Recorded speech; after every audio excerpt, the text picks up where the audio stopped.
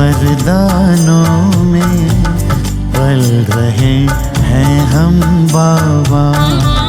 आपके वरदानों में पल रहे हैं हम बाबा। हाथ देकर हाथ में चल रहे हैं हम बाबा।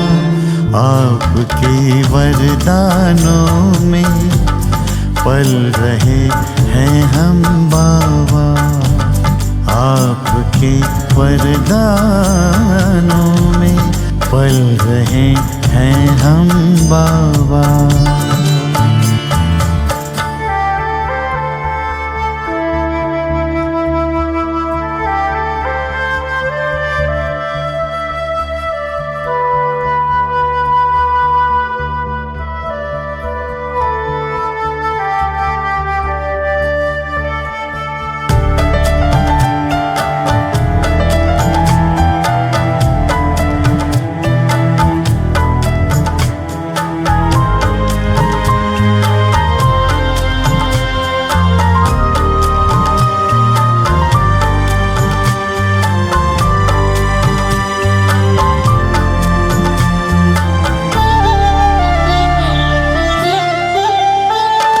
साकार में जो कहा हो रहा साकार है।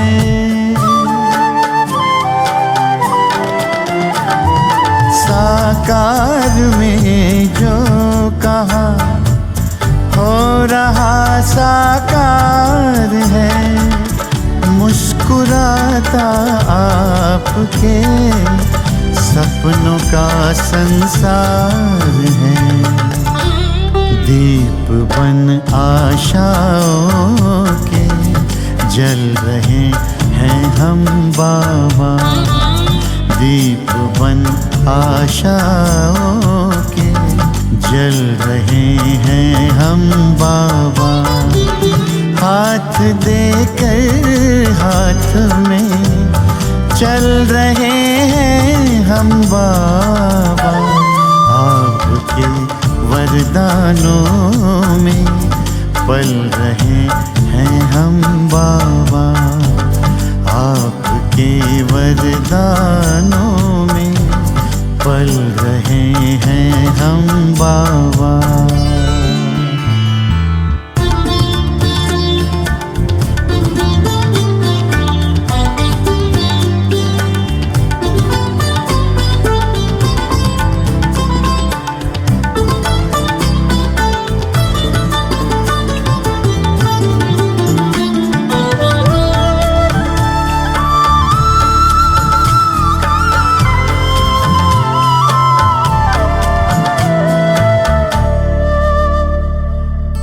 दृष्टि देकर आपने सारी सृष्टि दी बदल।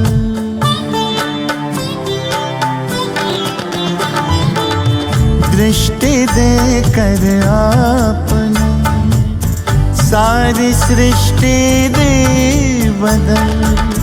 कांटों को सुमन किया और कुटिया को महल। आपके रंग रूप में ढल रहे हैं हम बाबा। आपके रंग रूप में ढल रहे हैं हम बाबा। हाथ देकर हाथ में चल रहे हैं हम बाबा।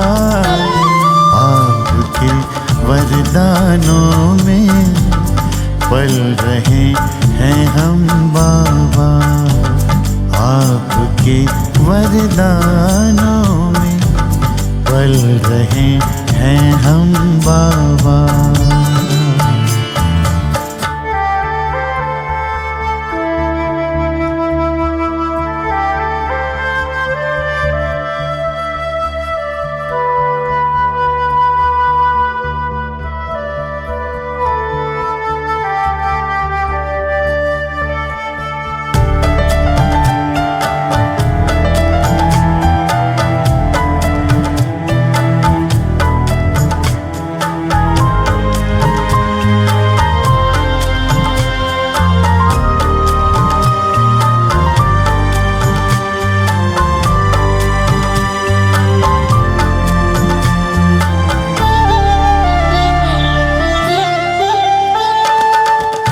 दिख रहा स्वर्णिम जहां आपके प्रकाश में।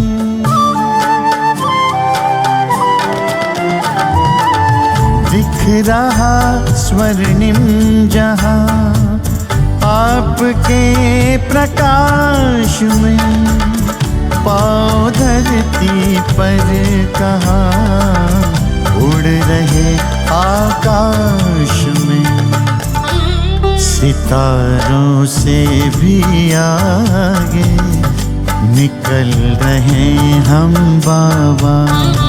सितारों से भी आगे निकल रहे हम बाबा।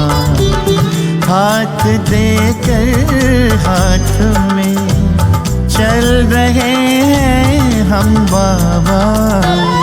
आपके वरदानों में पल रहे हैं हम बाबा। ओम शांति। आज मिति 2078 साल आषाढ महिनाको 13 गते आइतबार, तदनुसार 27/6/2021 को बाबाको अव्यक्त महावाक्य छ। रिवाइज छ 26/1/88 को।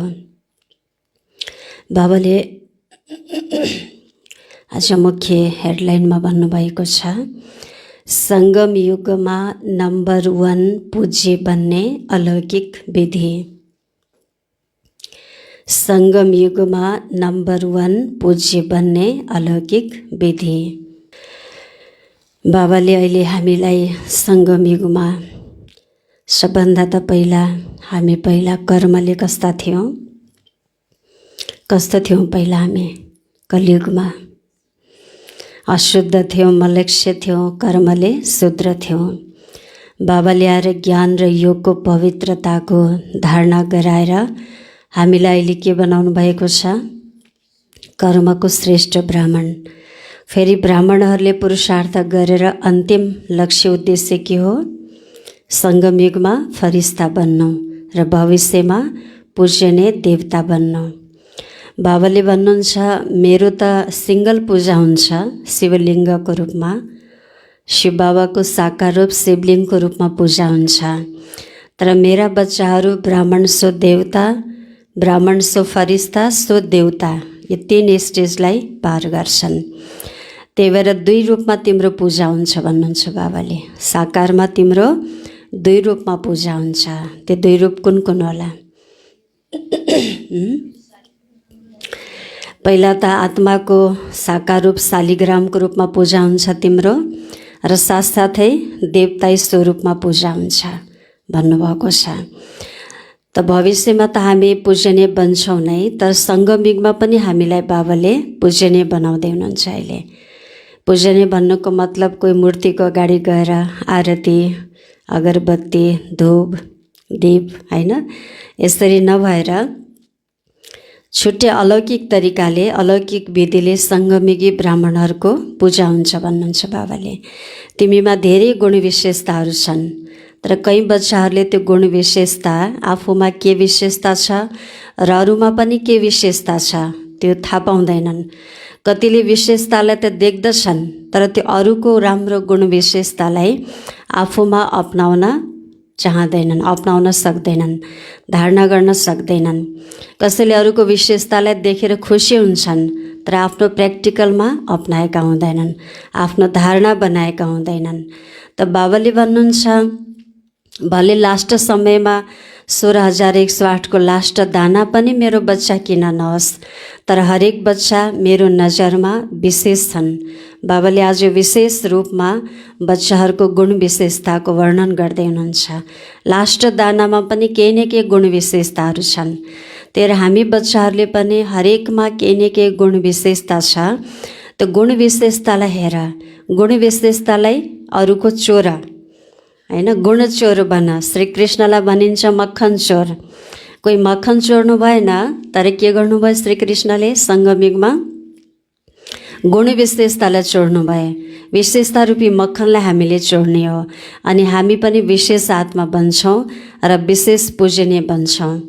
सङ्गमिकमा बाबा भन्नुहुन्छ पूजनीयको विधि यस्तो छ कि कसैलाई दिलले सम्मान गर्नु, दिलले अलौकिक स्नेह राख्नु, दिलले कसैको प्रति एकदमै पवित्र शुभ भावना राख्नु, यो पनि पूजा गर्नु हो हैन। कसैलाई अहिले बाबाले भन्नुहुन्छ नि दुनियाँमा लङ्गडा मान्छ। लङ्गडा मान मतलब आज के गर्छन्, बडा मान गर्छन्, महिमा गर्छन् हैन, इज्जत गर्छन्, सम्मान गर्छन्। भोलि त्यही व्यक्तिलाई फेरि ढुङ्गा अन्ना पनि बेर लाउँदैनन्, हडताल गर्छन्, उनको लागि विरोध गर्छन्, मुर्दाबाद भन्न थाल्छन्। अनि के भयो त, त्यो लङ्गडा मान भयो नि। तर हामीले कसैलाई पनि त्यस्तो लङ्गडा मान दिनु पनि छैन, दिलदेखि शुभ भावना राख्नु छ। बाबा भन्नुहुन्छ सङ्गमिकी ब्राह्मण आत्माहरूको अगाडि जो ज्ञानले, गुणले, शक्तिले सम्पन्न छन्, विशेषताले सम्पन्न छन् भने उनीहरूको अगाडि गएर स्नेहको आरती गर्छन् हैन। सङ्गमिकमा पनि सबैले उसलाई स्नेहको आरती गर्छ। उसबाट केही नै दृष्टि, वृत्ति, भाइब्रेसनबाट केही न केही प्राप्ति हुन्छ अनेक आत्माहरूलाई। अनि प्राप्तिको कीर्तन गर्छन् भन्नुहुन्छ बाबाले। अनि त्यो व्यक्तिप्रति शुभ भावना राख्छन्, दिलले शुभ भावना राख्छन् भने त्यो अगरबत्ती जलाए जस्तै हो। त्यही भएर हामी सङ्गमयुगमा गुण विशेषतालाई अपनाएर विशेष आत्मा बन्ने हो, पूजनीय आत्मा बन्ने हो। सबैको विशेषतालाई हेरेर त्यो विशेष आत्मा बन्नु, गुण ग्रहण गर्नु। तर कहीँ बच्चाले धेरै गुण विशेषता छ फेरि पनि देख्दैनन्। भगवानको सर्वश्रेष्ठ रचना ब्राह्मण आत्मा हो। त ब्राह्मण आत्मा भएपछि लास्ट मालाको लास्ट दानामा पनि केही न केही विशेषता छ। त्यो विशेषतालाई हेर, विशेषतालाई चिन्तन गर, तिमी अटोमेटिक विशेष आत्मा बन्छौ। भले अरू कोही विशेषता नहोला, तर दुनियाँमा ठुला ठुला विद्वान, विशाल बुद्धिवाला, तार्किक बुद्धिवालाले पनि मलाई चिनेनन्, मलाई जान्न सकेनन्, मेरो कर्तव्यको बारेमा बुझेनन्। तर मेरो ब्राह्मण बच्चाले मलाई त चिन्यो। निराकार भगवान शिव धरतीमा आउनुभएको छ, संसार परिवर्तन गर्दै हुनुहुन्छ, शिव बाबाको कर्तव्य चल्दैछ भनेर म निराकारलाई त बुझ्यो, उसले चिन्यो, हृदयले स्वीकार गर्यो। त्यो पनि त एउटा विशेषता हो भनेर बाबाले वर्णन गर्दै हुनुहुन्छ। कहीँ ब्राह्मण बच्चाहरूमा विशेषता त छ, विशेषतालाई कार्यमा पनि लगाउँछन् र विशेषतालाई वृद्धि पनि गर्छन्। विशेषता रूपी बिउ रोप्छन्, वृद्धि गर्छन्, फल निकाल्छन्। तर फल्ने बेलामा के हुन्छ, दुनियाँमा पनि वृक्षमा फल लाग्छ नि, फुल फुल्न थालेपछि के आउँछ समस्याहरू हामीहरूलाई थाहा छ नि। वृक्ष हराभरा भए, अब फुल्ने बेला भए अलिकति तुफान आउँछ हैन। त्यो तुफानले फुललाई झारिदिन्छ अलिकति, फेरि फल यति लाग्छ, यति सानो सानो दाना हुन्छ, त्यो बेलामा पनि फेरि तुफान आउँछ। कहीँ फलहरू त्यहीँ गिर्छन्, ठुलो हुन पाउँदैनन्। अलिकति ठुलो भएर पाक्न लागेको बेलामा फेरि त्यही माथि के आउँछ, फेरि असिना पनि आउँछ, चराचुरुङ्गीले जुठो पनि पारिदिन्छ। त्यस्तो भने जस्तै वृक्षको उदाहरण बाबाले दिनुभएको छ आजको मुरलीमा। त्यस्तै प्रकारले कहीँ बच्चाहरूले गुण विशेषतालाई सेवामा, प्र्याक्टिकली फिल्डमा युज गर्छन्, धारणामा ल्याउँछन्, त्यसको बिउ रोप्छन्, फल फलाउँछन्। तर फल खाने बेलामा, पाक्ने बेलामा माया रूपी चरा ल्याएर जुठो हालिदिन्छ। जुठो भएपछि त्यो खण्डित भयो, त्यो फल खण्डित मूर्तिको पूजा नभए जस्तै तिमी पनि सम्पूर्ण पवित्र रूपमा पूजनीय हुँदैनौ, खण्डित भइहाल्यौ। त्यो चराचुरुङ्गी भनेको के रहेछ भने मैपन आउन थाल्छ। अलिकति मान्छेमा गुण विशेषता बढ्दै गयो, अलिकति महिमा योग्य हुँदै गयो, सबैले उसको नाम लिन थाले, मनमा, दिलमा, मुखमा नाम जप्न थाले, ऊ अलिकति अगाडि बढ्यो, सबैको नजरमा आयो, सो भयो त्यो बच्चाको। अनि साथसाथै के हुन्छ, उसको मान पनि बढ्दै जान्छ, भित्रभित्र अभिमान पनि बढ्दै जान्छ। त्यो अभिमान रूपी मायाले, मैपनले ममा यस्तो खुबी भए, मैले यस्तो सेवा कसैले गर्न सक्दैन, मेरो त बडा नाम सो भए, बाबाले मलाई नै स्नेह गर्नुहुन्छ, मलाई नै सम्झिनुहुन्छ, म जस्तो बाबाको सेवा बढाउनेहरू कोही पनि छैन भन्ने बित्तिकै त्यो भान आउनु भनेको के भयो, त्यो त्यो के भयो? मैपन भयो। मैपन रूपी अभिमान भयो। मैपन रूपी चराले आएर फल खाने बेलामा के गरिदियो? कि त झारिदिन्छ कि त जुठो हालेर छोडिदिन्छ होइन। अनि तिमी खण्डित हुन्छौ। खण्डित मूर्तिको पूर्ण रूपले विधिवत पूजा हुँदैन। मूर्ति भनेर त हेर्छन् मान्छेले, फोटो पनि खिच्लान्, तर विधिवत आरती होइन, अगरबत्ती घन्टी सब बजाएर पूर्ण रूपले पूजा हुँदैन। त्यही भएर हामी त्यस्तो खण्डित बन्न हुँदैन। जति अगाडि बढ्दै गयो त्यति मायाका विभिन्न रूप आउँछन्। बहुरूपी माया छ, यसलाई चिन्नुपर्छ। हामीलाई गिराउने कोसिस गर्छ। त्यही भएर भनाइ छ नि, चढे तो चाखे वैकुण्ठ रस, गिरे तो चकनाचुर। त जति अगाडि बढ्दै गए त्यति निरहङ्कारी, त्यति सरल, त्यति नम्रचित, त्यति निर्माण हुँदै गयो भने बल्ल त्यो फल परिपक्व हुन्छ, फल मिठो हुन्छ, मधुर भरिन्छ, गुण विशेषता रूपी फल फल्छ। त्यो फलले आफूलाई पनि ताकत दिन्छ, अरूलाई पनि पौष्टिकता दिन्छ, अरूलाई पनि शक्ति दिन्छ त्यो फल। त्यही भएर यस्तो फललाई पूर्णतामा लग, न कि बिचमा टुट्न नसकोस् भन्नुहुन्छ बाबाले होइन। त्यही भएर आज बस विशेष गरेर सङ्गम युगमा नम्बर 1 पूज्य बन्ने अलौकिक विधिको बारेमा बाबाले आज विशेष वर्णन गर्नुभएको छ। र ब्राह्मण आत्माहरूको अहिले सङ्गम युगमा बाबाले साथीलाई पनि साथमा राख र साक्षी दृष्टा बन्दै जाऊ होइन। बल्ल तिमी नम्बर 1 बन्छौ। साथी बाबालाई राख र संसारका गतिविधिलाई के गर? संसारमा भएका विभिन्न क्रियाकलापहरू जो साइड सिनको रूपमा आउँछन् त्यसको प्रति बिल्कुल साक्षी हौ। मनमा युद्ध भयो भने तिमी ब्राह्मण हुँदैनौ। युद्ध मनमा विभिन्न प्रकारको द्वन्द्व होइन भयो भने दिलले भनेको कुरा दिमागले स्वीकार्दैन, दिमागले भनेको कुरा दिलले बुझ्दैन। कहिलेकाहीँ मन र बुद्धिमा, दिल र दिमागमा पनि द्वन्द्व हुन्छ नि। यो द्वन्द्व हुन हुँदैन। भित्र द्वन्द्व भयो भने तिमी कहाँ जान्छौ? क्षेत्रीय घरानामा आउँछौ। मुरलीधरको है घरानामा जाँदैनौ तिमी, सत्युगमा जाँदैनौ, त्रेतायुगी बन्छौ तिमी। तर युद्ध गर्ने संस्कार बाहिरी युद्ध र मनको युद्ध जो बाबाको श्रीमत छ त्यसैलाई नै आत्माले स्वीकार गरोस्, हृदयले स्वीकार गरोस्, बुद्धिले पनि स्वीकार गरोस्। मन र बुद्धिको, दिल र दिमागको तालमेल एउटै होस्। बल्ल तिमी नम्बर 1 बन्न सक्छौ, पूजनीय बन्न सक्छौ। नत्र त युद्ध गर्ने संस्कारले क्षेत्रीयतामा ल्याउँछ, हामीलाई क्षेत्रीय स्वरूपमा ल्याउँछ, क्षेत्रीय घरानामा आउँछ।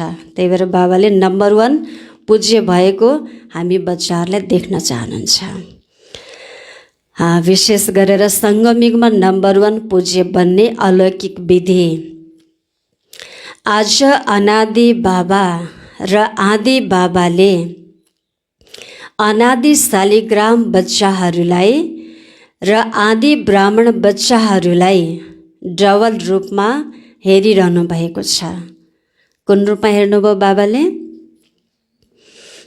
आत्मा, अनादि आत्मालाई शालिग्रामको रूपमा र ब्राह्मण बच्चाहरूको रूपमा डबल रूपमा हेर्नुभयो। शालिग्राम रूपमा पनि परम पूज्य छौ र ब्राह्मण सो देवता स्वरूपमा पनि गायन र पूज्य योग्य छौ। दुवै आदि र अनादि बाबा दुवैले आदि र अनादि बाबा दुवैले रूपमा पूज्य आत्मालाई देखेर हर्षित भइरहनु भएको छ।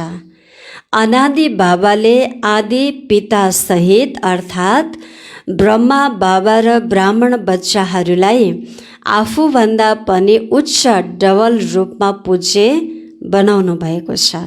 आफ्नो सिङ्गल पूजा हुन्छ, म ब्रह्माण्डको मालिक, तर तिमी ब्रह्माण्डको साथसाथ परमधामको सत्यको मालिक, डबल मालिक भनेर डबल पूजनीय स्वरूपमा, डबल मालिक स्वरूपमा हामी बच्चाहरूलाई बाबाले हेर्नुभएको छ, हाम्रो गुण विशेषतालाई। अनादि बाबाको पूजा केवल एक निराकार रूपमा मात्र हुन्छ, तर ब्रह्मा सहित ब्राह्मण बच्चाहरूको पूजा भने निराकार र साकार दुवै रूपमा हुन्छ। त्यसैले बाबाले बच्चाहरूलाई आफूभन्दा पनि उच्च डबल रूपमा महान मान्नुहुन्छ। बाबाले त मान्नुहुन्छ, जान्नुहुन्छ, तर हामीले आफूलाई स्वीकार गरेका छौँ, आफूलाई बुझेका छौँ कि छैनौँ? बाबाले त मान्नुभयो, त्यो मानेकोलाई हामीले पनि त स्वीकार गरेर त्यसलाई गुण विशेषतालाई आफ्नो जीवनमा उतार्नु पर्यो। आज बाप दादाले बच्चाहरूका विशेषतालाई हेरिरहनु भएको थियो। हरेक बच्चाको विशेषता आफ्नो छ। कोही बाबाको र सर्व ब्राह्मण बच्चाहरूको विशेषतालाई जानेर स्वयंमा सर्व विशेषताहरूलाई धारण गरेर श्रेष्ठ अर्थात् विशेष आत्मा बनेका छन्, हैन? बाबाको र ब्राह्मणको विशेषतालाई जानेर धारणा गरेर विशेष आत्मा बनेका छन्। कोही कसैले विशेषतालाई जानेर देखेर खुसी हुन्छन्, तर आफूमा सर्व विशेषताहरू धारणा गर्ने हिम्मत राख्दैनन्। पहिला त बाबाले के भन्नुभयो? बाबा र ब्राह्मण आत्माहरूको विशेषतालाई जानेका छन्, हैन? आत्माको विशेषतालाई जानेका छन्, धारणा गरेर कोही श्रेष्ठ हुन्छन्, कोही देखेर मात्र खुसी हुन्छन्, कोहीले फेरि धारणा गर्ने हिम्मतै राख्दैनन्।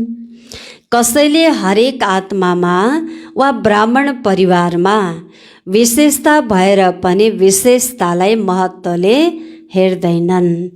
विशेषता हेर्ने चस्मा उसको आँखामा हुँदैन, हैन? उसले अरूको विशेषतालाई चिन्न सक्दैन। जस्तो परख्ने शक्ति नभएपछि ढुङ्गा हो कि हिरा हो छुट्याउन सक्दैन। हिरालाई पनि पत्थरकै नजरले हेर्छ, त्यो जौहरीले मात्र चिन्दछ नि हिराको कारोबार गर्नेले। यो साधारण पत्थर हो कि कोहिनूर हिरा हो भनेर छुट्याउन सक्छ उसले। त उसमा त्यो खुबी हुन्छ नि, खुबी भएन भने त हिरा पनि त पत्थरै हो, हैन र? त बाबा भन्नुहुन्छ कसैले विशेषतालाई भएर पनि देख्दैनन्, महत्त्व राख्दैनन्। एक अर्कालाई साधारण रूपमा हेर्छन्, साधारण मानव रूपमा हेर्छन्, होइन? यो साधारण आत्मा अहिले ब्राह्मण आत्मा, भगवानको बच्चा, प्यारो बच्चा छ, फरिस्ता बन्दैछ। अब यो फरिस्ता बन्ने लगनमा लागेको छ र भविष्यमा देवता बन्छ।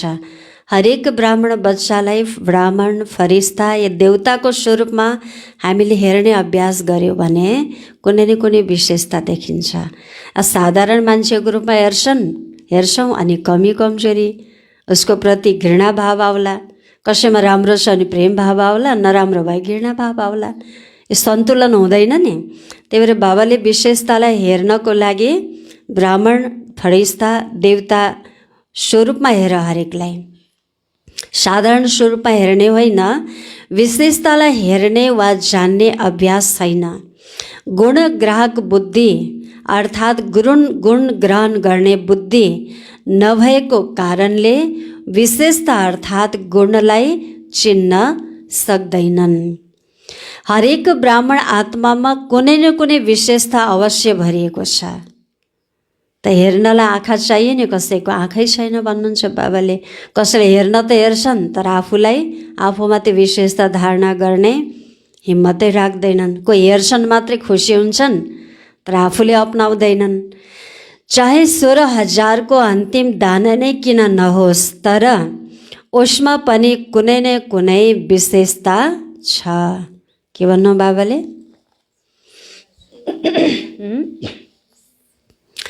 बाबा भन्नुहुन्छ भले 16,108 को लास्ट दाना भए पनि हैन, उसमा कुनै न कुनै विशेषता छ।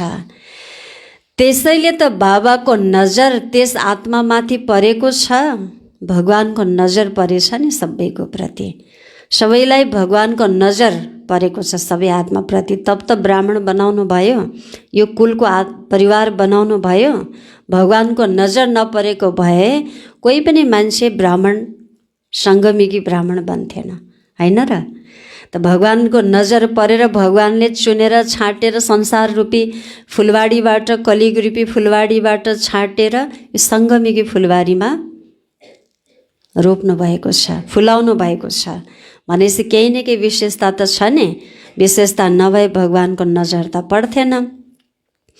बाबा भन्नुहुन्छ भगवानले आफ्नो बनाउनु भयो भने अवश्य विशेषता समाहित छ। बाबाको नजर त्यस आत्मामा परेको हो।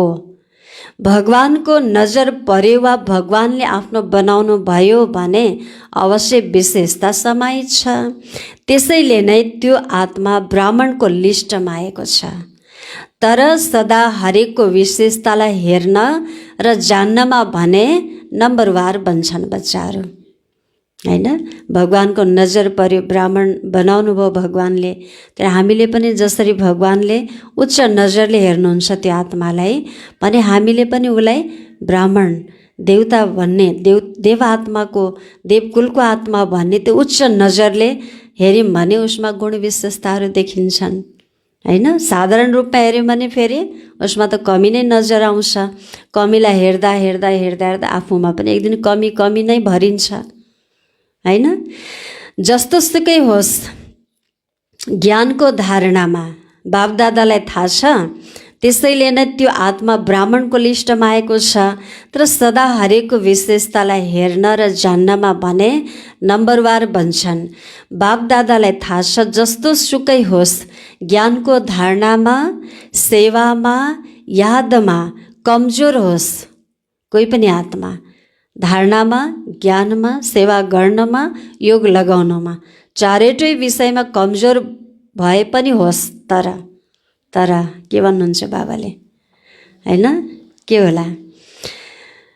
तर विशेष बाबा भन्नुहुन्छ कमजोर होस् तर पनि बाबालाई चिन्नमा, बाबाको बन्नमा, हैन, समर्पित हुनमा कम कुरो थोरै हो र। समर्पित हुनु, जीवनलाई भगवानको सेवामा अर्पित गर्नु, भगवानलाई चिन्नु, भगवानको कार्यलाई बुझ्नु र आफ्नो जीवनलाई यो सेवामा, यो अभियानमा समर्पण गर्नु चाहन्छु नि साधारण कुरा होइन, बहुत ठुलो कुरा, बहुत ठुलो विशेषता हो। भगवानले यो नजरले हेर्दै हुनुहुन्छ। बाबाको बन्नमा, बाबालाई चिन्नमा, विशाल बुद्धि र बाबालाई हेर्ने दिव्य नजर, यी विशेषता त छन् नि। अरू सेवामा, योगमा, धारणामा, ज्ञानमा कमी होला उसमा, तर भगवानलाई हेर्ने दिव्य दृष्टि त पायो उसले, हैन। भगवानको कर्तव्यलाई बुझ्ने दिव्य दृष्टि पायो, यो विशेषता उसमा, यो विशेष विशेषता छ जुन आजकलका प्रसिद्ध विद्वानले पनि जान्न सकेनन्। नेति सर्वव्यापी या भगवानै छैन, दैव कति निष्ठुरी भनिरहेका छन् अहिले मान्छेहरूले, हैन र। भनेपछि भगवानलाई यथार्थ रूपमा चिन्न बुझ्न सकेका छैनन् नि, त्यही भएर कसैले भगवानलाई गाली गर्छन्, कसैले छैन भन्छन्, कसैले सर्वव्यापी मान्छन्। यी सबै कुराबाट पर भएर माथि उठेर त्यो लास्ट दानाले मलाई चिने नि, मलाई यथार्थ रूपमा जाने नि, त्यही मेरो नजरमा त्यो लास्ट दानाको आत्मा पनि विशेष छ भन्नुहुन्छ बाबा। पहिचान गर्न सकेनन् दुनियाँका विद्वानहरूले, हैन। तर ती आत्माले मलाई चिने, बाबालाई चिने। करोडौँमा कोहीमा पनि कोहीको लिस्टमा त आए नि। त्यसैले करोडौँमा विशेष आत्मा त भए नि। त्यस कारणले हामी सबैले एकअर्कालाई कुन रूपमा हेर्नु पर्यो? कुन रूपमा हेर्नु पर्यो? विशेष आत्मा, भगवानले चुनेर ल्याएको।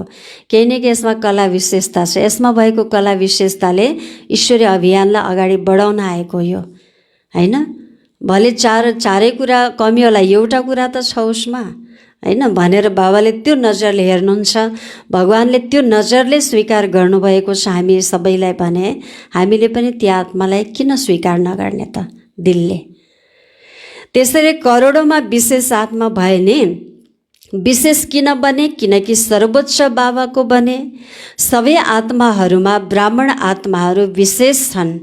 केवल कसैले आफ्नो विशेषतालाई कार्यमा लगाउँछन् र त्यो विशेषताको वृद्धि हुँदै जान्छ र अरूले पनि त्यो देख्छन् र अरू कतिमा विशेषता रूपी बीज त हुन्छन्, तर तिनलाई कार्यमा ल्याउनु पर्छ। बाबाले के भन्नुभयो? के भन्नु बाबाले? ब्राह्मण आत्माहरू विशेष छन्। कसैले ती विशेषतालाई कार्यमा लगाउँछन्, कसैले लगाएर छिटो वृद्धिलाई प्राप्त गर्छन्, कसैले देखेर त्यो बिउलाई त्यो विशेषता रूपी बीजलाई देख्छन् हैन, खुसी मात्रै हुन्छन्। कसैले कार्यमा ल्याउँछन् हैन, कसैले रोपेर छिटो फलीफुत बनाउँछन्। तिनलाई कार्यमा ल्याउनुपर्छ, तब त्यो हुन्छ बीजलाई धरणीमा राख्नु। आफ्नो विशेषता कलालाई सेवामा युज गर्नु भनेको के रहेछ? त्यो बिउलाई रोप्नु। अरूलाई हेरेर अर्काले गरेन मैले किन गर्ने हैन, कम्पिटिसनको भावना, अर्कालाई हेरेर हामीले आफ्नो सेवा जिम्मेवारी कर्तव्यलाई बिर्सिन्छौँ। आफूले गर्नुपर्ने गुण विशेषतालाई सेवामा युज गर्दैनौँ भने त घाटा कसलाई छ? आफैलाई। त्यही भएर त्यो बिउलाई, विशेषता रूपी बिउलाई धरणीमा रोप। जबसम्म बीजलाई धरणीमा राख्दैनौ तबसम्म वृक्ष पैदा हुँदैन र त्यो बढ्न पनि सक्दैन।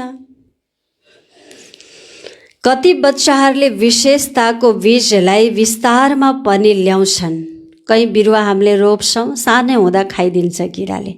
कोही फेरि किराले त खान्न, बढ्दै बढ्दैन, जाम भएर बस्छ। कोही फेरि वृद्धि हुन्छ, फेरि तुफानमा भाँचिन्छ, के हुन्छन् के परिस्थितिहरू हैन। त बाबा भन्छ ती सबैलाई क्रस गर्दै गर्दै गर्दै हामी फलीफुत हुनु छ, हामी पुज्ने बन्नु छ। कति बच्चाहरूले विशेषताको बीजलाई विस्तारमा पनि ल्याउँछन्, अर्थात् वृक्षको रूपमा बढाउँछन्, फल पनि फलाउँछन्। तर तर जब फल फल्न थाल्छ नि, फलको पछाडि को लाग्छ? को आउँछन्? फल फल्न थालेपछि टाढा टाढा भएका पशु पक्षीले पनि थाहा पाउँछन् हैन, आउँछन् अनि खानलाई टोक्नलाई आउँछन्। पछाडि जब फल फल्न थाल्छ नि, फलको पछाडि चराचुरुङ्गीहरू पनि खानका लागि आउँछन्। जब फलसम्म पुगेका हुन्छन् तब यो रूपमा माया आउँछ। अब त्यहाँ फलको आँप लटरमा फलेको छ, अहिले सिजन छ नि, अब आँपलाई खानलाई कहाँदेखि चराहरू आउँछन्, जुठो हाल्छन् है, भनेपछि खानलाई आउँछन्। बाबा भन्नुहुन्छ त्यस्तै प्रकारले यो ब्राह्मण जीवन रूपी रुखमा पनि विशेषता रूपी फल फल्दैछन् हैन, भनेपछि चराचुरुङ्गी लाग्छन्, किराहरू लाग्छन्। भन्नुको मतलब के आउँछ? फल फल्न थालेपछि ब्राह्मण वृक्षमा हैन, जब फलको रूपमा आउँछ नि, अनि माया रूपी चराहरू आउँछन्, बस्न थाल्छन्। के हुन्छ? त्यो चरा आएपछि उसलाई के भान आउँछ? के सङ्कल्पहरू चल्छन्? म त विशेष हुँ, मेरो यस्तो विशेषता छ, मलाई त बहुत निमित्त आत्माले पनि बहुतै कदर गर्छ, मलाई मेरो विशेषता सबैले जान पहिचान गरेका छन्, म जस्तो सेवा कसैले गर्दैन, मैले बाबाको बहुतै नाम रोशन गरेको छु हैन भन्ने यो भित्रबाट सङ्कल्प आउनु। महिमा गरुन्, विशेषताको वर्णन अरूले पो गर्ने हो, आफ्नो महिमा आफै गर्नु, मिया मिठो बन्नु। आफ्नो महिमा आफै गरेपछि के भन्नुहुन्छ? मैपन बढ्छ, अहङ्कार बढ्छ। त बाबा भन्नुहुन्छ म विशेष हुँ, मेरो यस्तो विशेषता छ, सम्झँदैनन् यो त बाबाद्वारा प्राप्त भएको विशेषता हो। कहीँ बाबाको बच्चाहरूको जीवनमा हामीले प्र्याक्टिकलमा देखेका छौँ। ऊ अज्ञानकालमा हुँदा केही जान्दैनथ्यो, जब बाबाको बन्यो, प्र्याक्टिकलमा सेवाको फिल्ड पायो, थोरै अनुभव थियो, गरेर उसले त्यो अनुभवलाई बढाउँदै बढाउँदै विशेष अनुभवी बन्यो। त्यो विशेषतामा ऊ पारङ्गत भयो हैन, सबै कुरा जान्ने भयो हैन। कई बाबाका बच्चाहरू यस्तो हुनुहुन्छ, ज्ञान लिएपछि धेरै विशेषता उसमा आउँछ, धेरै कलाहरू, सिपहरू, योग्यताहरू उसमा बढ्छ। भनेपछि बाबाले त्यो भित्र योग्यता, त्यो कला, त्यो क्षमता यो बच्चाले भोलि सेवामा प्रयोग गर्ला र मेरो कार्यलाई सहज बनाउला भनेर बाबाले त्यो कला विशेषता भरिदिनु भएको हो। तर भगवानले भरेको विशेषतालाई हामीले अज्ञानवश, अहङ्कारवश मैपनमा आउँछौँ भने मैपनमा आएपछि के भयो त? त्यो त खण्डित भयो। बाबा भन्नुहुन्छ अनि माया प्रवेश गर्छ। यो त बाबाद्वारा प्राप्त भएको विशेषता हो, बाबाले दिएको वरदान हो, आशीर्वाद हो भनेर सम्झिँदैनन्। मैले जानेछु, मैले बुझेछु, म जस्तो खोइ छैन, मैले गरेको कार्य 100% ठिक हैन, मैले गरेको बहुतै राम्रो हुन्छ भन्ने भान आउन थाल्छ। त विशेषता भगवानले भरिदिनु भएको नि, विशेषता भरिदिने त बाबा हुनुहुन्छ। ब्राह्मण बनेपछि त विशेषताहरू आउँछन् नै। यो ब्राह्मण जीवनको देन हो, बाबाको देन हो। त्यसरी फल प्राप्त भएपछि अर्थात् सेवामा सफलता मिलेपछि यो ध्यान राख्न अति आवश्यकता छ। जसको चारैतिर वाह वाह हुन्छ नि, नामाचार हुन्छ, सेवामा सफलता मिल्छ, त्यहाँनिर बहुतै योग्य र ध्यान दिएर चल्नुपर्ने हुन्छ। के हुन्छ, अहङ्कारको पहाडमा होइन मान सम्मान मिलेपछि त्यो पहाडमा चढ्छ। पहाडमा चढेपछि अर्को खुट्टो राख्ने ठाउँ हुँदैन, अनि त्यहाँ फेरि लुटिन सकिन्छ, फेरि तल गिर्न सकिन्छ। त्यही सफलता मिलेपछि ध्यान राख्नु। अभिमान साथसाथै अभिमान रूपी हनुमान फुल्दै गइरहेको हुन्छ के होइन, साथसाथै अहङ्कार फुलिरहेको हुन्छ। त्यो अहङ्कारलाई हामीले बढ्न दिन हुँदैन। यो बाबाले दिएको विशेषता, बाबाले मेरोद्वारा गराउनु भयो।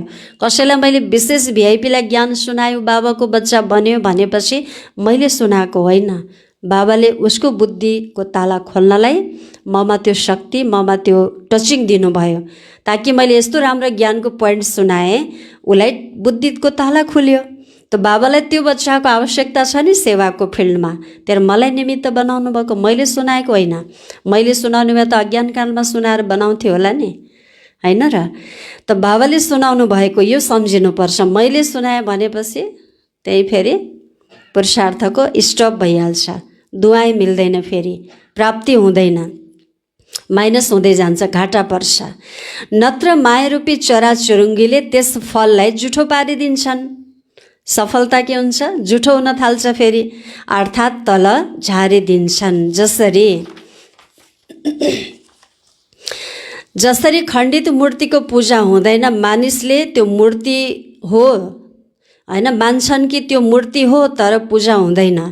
त्यसरी नै ब्राह्मण आत्माहरू जो सेवाको फल अर्थात् सेवामा सफलता प्राप्त गर्छन्, तर मैपनको चराले फललाई खण्डित गरिदिन्छ। त्यसैले केवल मानिन्छ सेवा धेरै राम्रो गर्छन्, महारथी हुन्, सेवाधारी हुन् भनेर, तर सङ्गम युगमा पनि सर्व ब्राह्मण परिवारको दिलमा स्नेहको पात्र वा पूज्य बन्न भने सक्दैनन्। अभिमान आयो भने नामाचार हुन्छ, महारथीको लिस्टमा होला, विशेष सेवाधारीको लिस्टमा होला, तर ब्राह्मण परिवारको दिलमा स्नेहको पात्र, शुद्ध स्नेह गर्नु, शुद्ध ब्राह्मण परिवारले सम्मान गर्नु भनेको के हो, पूजनीय बन्नु हो। तर अभिमान आएपछि ऊ ज्ञानी त छ, मिठो ज्ञान त सुनाउँछ, तर त्यसमा अभिमान पनि छ, अहङ्कारी छ भन्यो भने के भयो त, महारथी त भयो, तर दिलले स्नेह होइन शुभ भावना उसले पाएन, शुभ भावनाको पात्र भएन भनेपछि ऊ पूर्ण रूपले पूजनीय भएन। दिलमा स्नेहको पात्र वा पूज्य बन्न भने सक्दैन हो। सङ्गम युगमा दिलको स्नेह, दिलको रिगाड पाउनु, यही पूज्य बन्नु हो। सङ्गम युगमा कसैले कसलाई बसेर पूजा त गर्ने होइन, तर कसैले दिलदेखि फल्ना त बहुत राम्रो हुनुहुन्छ, बहुत नम्र सरल, एकदम मिठो हुनुहुन्छ, एकदम शान्त मधुर स्वभावको हुनुहुन्छ भनेर कसैले दिलले यो सम्झिन्छ भने के भयो,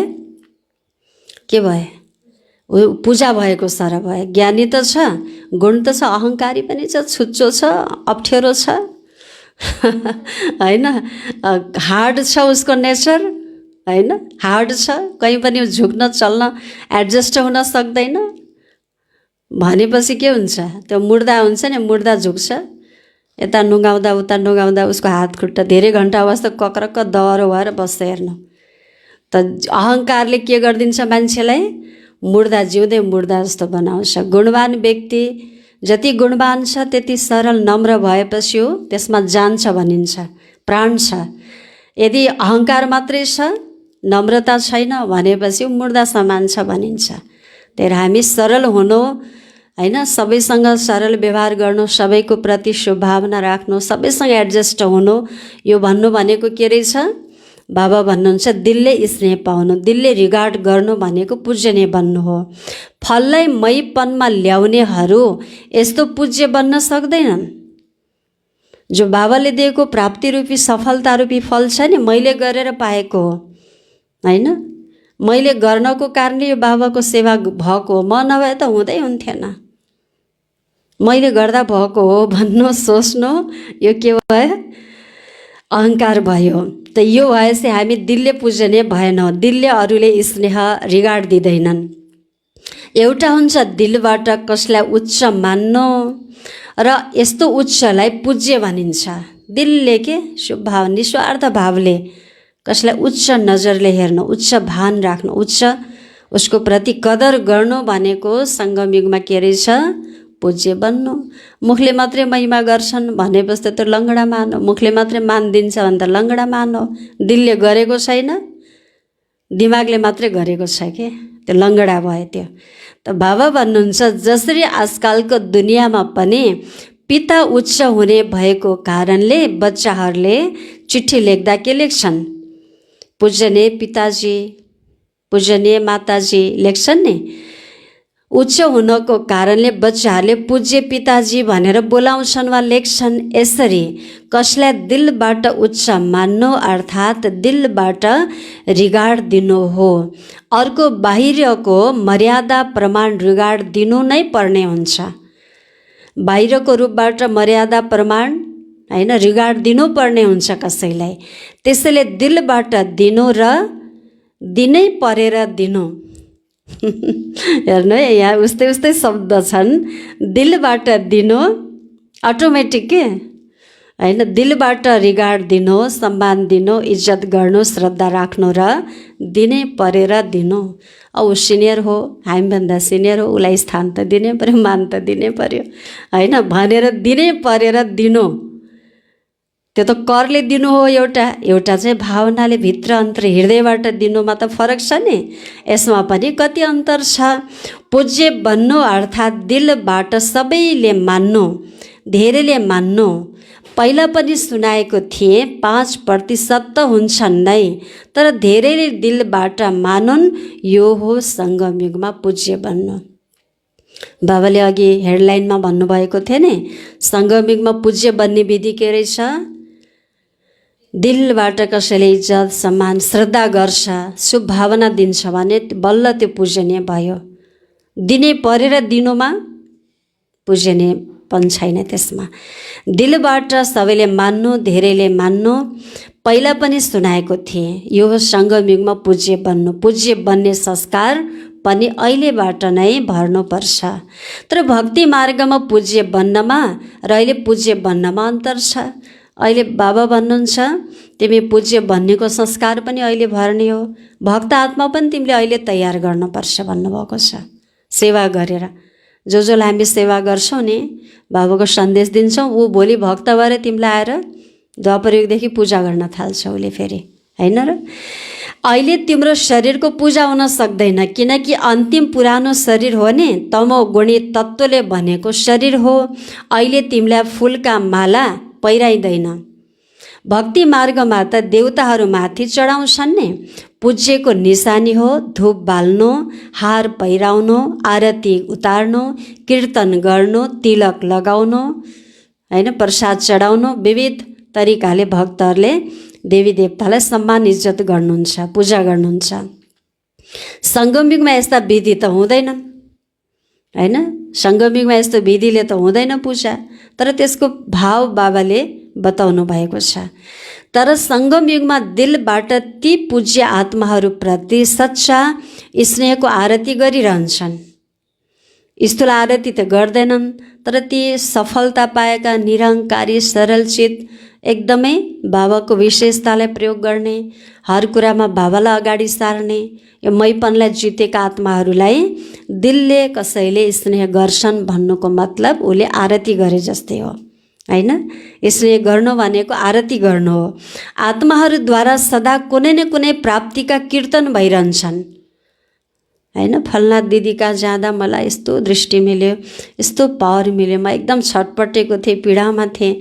दिदीको एक शब्दले मलाई मेरो पीडा चिन्ता सब हरायो, मलाई शान्ति खुसी मिल्यो भन्नु के भयो त उसलाई प्राप्ति भयो नि।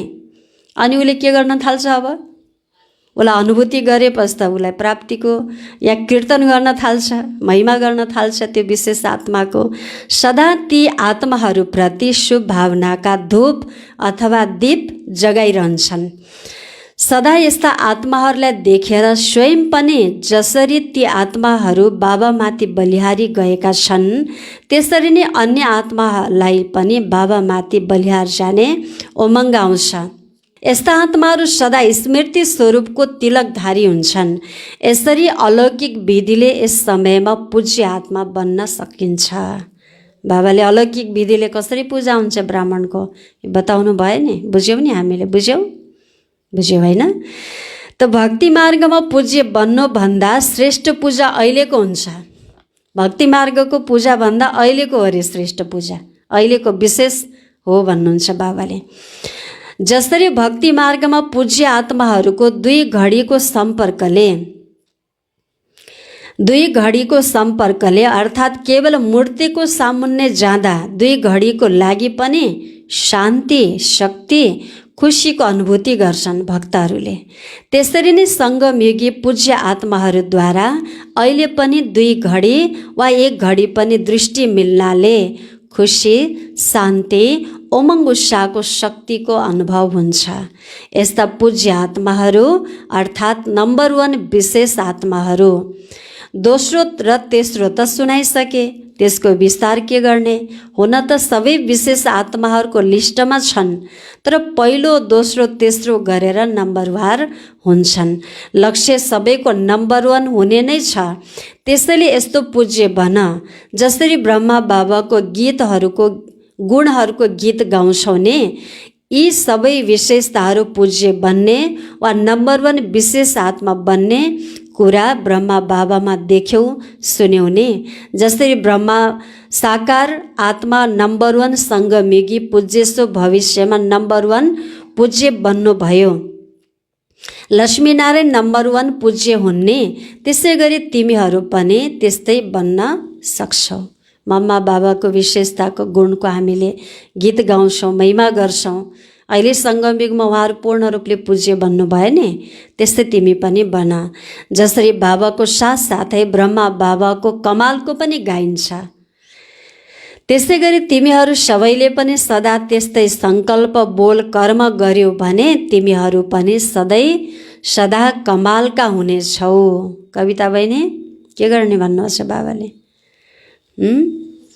ब्रह्मा बाबा जस्तै के गर्ने तिमीले?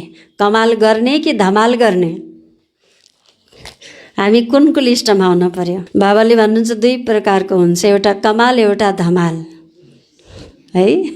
त बाबा जस्तै कमाल गर्नेवाला बनाऊ। धमालको परिभाषा के हो त्यो पनि अहिले आउँदैछ। त्यसै गरी तिमीहरू सबैले पनि त्यस्तै सङ्कल्प, बोल, कर्म गर्यौ भने तिमीहरू सबै पनि सदाका कमालका हुनेछौ। जब कमालका हुन्छौ, कमाल गर्छौ, कमालका हुन्छौ, तब धमाल हुँदैन। कमाल गरेपछि धमाल हुँदैन। कमाल गर्दैनौ भने धमाल गर्छौ। चाहे सङ्कल्पको धमाल गर, बवाल भने जस्तै होला है धमाल भनेको। बवाल भनेको राम्रो शब्द होइन है। बवाल कस्तो बवाल? हजुर के हो यसको? राम्रो धमाका होइन, नराम्रो धमाका के? लडाइँ झगडा, अशान्ति, तोडफोड होइन, केही न केही नराम्रो कुराको धमाल। कमाल गर्दैनौ भने धमाल गर्छौ। चाहे सङ्कल्पको धमाल गर, चाहे बाणीबाट धमाल गर। सङ्कल्पमा पनि व्यर्थको तुफान चल्यो भने त्यो पनि धमाल नै हुन्छ। धमाल होइन, कमाल गर्नुपर्छ। किनकि आदि पिता ब्रह्माका ब्राह्मण बच्चाहरूलाई सदा पूज्य भनेर गायन गरिएको छ। ब्राह्मण आत्मालाई पूज्य भनेर गायन गरेको छ। अहिले अन्तिम जन्ममा पनि हेऱ्यौ भने सबैभन्दा उच्च वर्ण कुनलाई गायन गरेको छ? कुनलाई गायन गरिन्छ? ब्राह्मण देवता भनेर ब्राह्मणलाई देवताको उपाधि दिएको छ। ब्राह्मण वर्णलाई सबभन्दा उच्च श्रेणीको मानिन्छ। उच्च नाम र उच्च श्रेष्ठ कर्मका लागि पनि ब्राह्मणहरूलाई नै बोलाउँछन्। बच्चाको नामाकरण गर्नु पर्यो, जन्म लियो बच्चाले, कसलाई बोलाउनु पर्यो? ब्राह्मणलाई बोलाउँछन्। हैन। श्रेष्ठ कर्म गर्नलाई, पूजापाठ गर्नलाई पनि ब्राह्मणले गाइड गर्नुपर्छ, त्यहाँ एक्लै गरेर हुँदैन हैन। कति उच्च सम्मान छ नि ब्राह्मणहरूलाई बोलाउँछन्। कसैको कल्याणको लागि पनि ब्राह्मणलाई नै बोलाउँछन्। त्यसैले अन्तिम जन्मसम्म पनि ब्राह्मण आत्माहरूको उच्च नाम, उच्च काम प्रसिद्ध छ। परम्परादेखि यो चलिआइरहेको छ। केवल नामले नै काम चलाइरहेका छन्। के भन्नु बाबाले? ब्राह्मणको नामले नै काम गरिरहेछ कि अहिले, चाहे मर्दा, चाहे शादी विवाह, चाहे पूजापाठ, चाहे हैन गर कटाउने रे के बाहुन ल्याएर गर्दैछ, गर काट्यो रे। नामले, ब्राह्मणको नामले काम गरिरहेको छ। केवल नामले नै काम चलाइरहेका छन्। काम तिनीहरूको हो, तर नामवालाको पनि काम चलिरहेको छ। यसैबाट हेर सच्चा ब्राह्मण आत्माको कति धेरै महिमा छ, कति महान रहेछन् त ब्राह्मणहरू हैन। ब्राह्मण नाम पनि अविनाशी छ। अविनाशी प्राप्ति भएको जीवन छ। ब्राह्मण जीवनको विशेषता हो मेहनत थोरै, प्राप्ति धेरै। किनकि मोहब्बतको अगाडि मेहनत हुँदैन। जहाँ प्यार छ त्यहाँ अटोमेटिक दिल भावना गइरहन्छ। जोड्नलाई मेहनत गर्न पर्दैन हैन। त्यस्तै बाबासँग हाम्रो अगाध स्नेह छ, अगाध प्रेम छ, मोहब्बत छ भने बाबालाई याद गर्न गाह्रो छैन। प्राप्ति नै प्राप्ति छ, मेहनतभन्दा प्राप्ति ज्यादा छ। त्यसैले अन्तिम जन्ममा पनि ब्राह्मणले मेहनत गर्दैनन् ज्यादा। ब्राह्मणले खेतीपाती गर्नुहुन्न, देश विदेश जानुहुन्न, व्यापार गर्नुहुन्न भन्ने थियो नि पहिला। अहिले त सब चल्छ। अझै ब्राह्मण मिट सप्रे, पण्डित मिट सप्रे, हेर्नु त ब्राह्मणको नाम बेइज्जत भएको छ अहिले कुनै ठाउँमा। ब्राह्मण भनेको पवित्र शुद्ध। अब पण्डित हेर्नु अहिले के छ, ब्राह्मणको नाम बदनाम भएको छ। त बाबा भन्नुहुन्छ ब्राह्मणको नामले काम गरिरहेको थियो, अहिले थोरै या गडबड भएको छ। बाबा भन्नुहुन्छ ब्राह्मणले धेरै मेहनत गर्दैनन्, आरामले खाइरहन्छन्, कथा गाइरहन्छन्, भगवानको कीर्तन भजन गाइरहन्छन्, खाइरहन्छन्। त कहिलेको यादगार रहेछ, लौकिक बाहुनको पनि त्यही काम हो नि हैन। त अहिले सङ्गमिङमा पनि आरामले शिव बाबाको याद गर्ने, कर्मयोग गर्ने हैन। धेरै मेहनतको काम गर्नु पर्दैन नि, बाहिरी हार्डवर्क गर्नु पर्दैन ब्राह्मणहरूलाई अहिले। कहीँ त पर्छ, परे बेला फेरि गर्न त तयार छौँ, पछि हट्छौँ र हामी हट्दैनौँ। तर विशेष बाबाले फेरि अर्को बाबाको सेवामा बिजी गराइरहनु भएको छ। आरामले खाइरहन्छन्। यसरी नामको काम गरे पनि भोकै त रहँदैनन् नि, भोकै त छैनन् नि ती ब्राह्मण पनि। अनि तिमी चाहिँ प्र्याक्टिकलमा ब्राह्मण छौ, तिमी भोकै मरौला त। त्यसैले यस समयको ब्राह्मण जीवनको विशेषताका अहिलेसम्म पनि निशानी देखिरहेका छौ हैन। त बाबाले भन्नुहुन्छ त्यो निशानी देखिरहेका छौ, नामले पनि पेट पालिरहेका छन्। यति श्रेष्ठ विशेष आत्मा हौ, बुझ्यौ। वर्तमान समयको पूज्य सो भविष्यको पूज्य, उनीहरूलाई विशेष आत्मा नम्बर 1 भनिन्छ। त्यसैले चेक गर। ब्रह्मा बाबाको कहानी सुनाइरहेको छु नि, अझै अरू पनि बाँकी छ। यी ब्रह्मा बाबाका विशेषताहरू सदा सामुन्ने राख, अरू कुनै कुरामा जानु पर्दैन। यी विशेषतालाई हेरेर वर्णन गर। हरेकलाई विशेषताको महत्त्व सुनाएर विशेष बनाउनु छ। अरूलाई बनाउनु अर्थात् स्वयं विशेष बन्नु हो, बुझ्यौ। अच्छा, चारैतिरका सर्व नम्बर 1 विशेष आत्माहरूलाई, सर्व ब्राह्मण जीवन भएका विशेष आत्माहरूलाई सदा ब्रह्मा बाबालाई सामुन्ने राखेर समान बन्ने बच्चाहरूलाई अनादि बाबा आदि बाबाको दुवै रूपले सर्वशालिग्राम र साकारी ब्राह्मण आत्माहरूलाई स्नेहभरी याद प्यार एवं नमस्ते। रुहानी बच्चाहरूको रुहानी बाबालाई याद प्यार एवं गुड मर्निङ, नमस्ते बाबा, नमस्ते नमस्ते। बाबाको यो पार्टीहरूसँग भेटघाट छ। सदा बाबाको हात र साथ छ। आफूलाई यस्तो भाग्यवान सम्झिन्छौ। बाबाको अगाडि कुनै ग्रुप जानुभएको थियो। उहाँहरूलाई सोध्नुभयो बाबाले आफूलाई सधैँ भगवानको हात र साथ मेरो शिरमाथि छ, यो सम्झेका छौ? जहाँ बाबाको हात र साथ छ त्यहाँ सदा नै मौजको जीवन हुन्छ। अलमलमा पर्दैनौ, मौजमा रहन्छौ। कुनै परिस्थितिले आफूतर्फ आकर्षित गर्दैन, सदा बाबातिर आकर्षित हुन्छौ। सबैभन्दा महान र सबैभन्दा बढिया बाबा हुनुहुन्छ। त्यसैले बाबा सिवाय अरू कुनै पनि चिजले वा व्यक्तिले आकर्षण गर्न सक्दैन। जो बाबाको हात र साथमा पालिनेहरू हुन्छन् तिनीहरूको मन अन्यत्र जान सक्दैन। कति महत्त्वपूर्ण डिप्स बाबाले बताउनु भयो। जो बाबाको हात र साथमा हुन्छन्, छत्र छायामा हुन्छन्, बाबाको पालनामा पलिरहेका हुन्छन्, सबैभन्दा बढिया सबैभन्दा उच्च चिज भनेको के हो? उच्च भनेको भगवान हुनुहुन्छ। भगवानको नजर छ हाम्रो माथि, हात र साथ छ, उहाँको पालना पाइरहेका छौँ हैन। साकार पालना, सूक्ष्म पालना सबै पाइरहेका छौँ भने हामी जस्तो भाग्यवानहरू कोही छ त? त्यही भएर तिम्रो मन अन्यत्र जान सक्दैन। त्यसो हो भने यस्तो सबै छौ वा अहिले पनि मायाको पालनामा जान्छौ, भगवानको पालनाको विशेष अनुभूति गरेका छौ भने फेरि कोही कोही मायाको पालनामा मायाको पछि त लाग्दैनौ, मायाले आकर्षण त गरिरहेको छैन तिमीलाई? सोध्नुभएको छ बाबाले। अब त्यो बाटो बन्द भयो नि।